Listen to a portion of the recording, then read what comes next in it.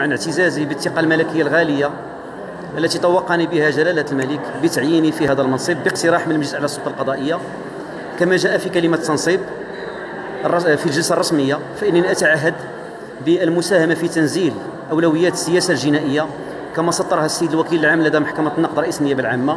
سأجعل محور اهتمامي هو خدمة المواطن، الاستماع لتظلماته وشكاياته، إشعاره بمآلها، دراسة قضاياه والمحاضر المفتوحة أمام هذه النيابة العامة داخل آجال معقولة، ترشيد الاعتقال الاحتياطي، الاهتمام ببعض الفئات الخاصة كالنساء والأطفال وذوي الاحتياجات الخاصة.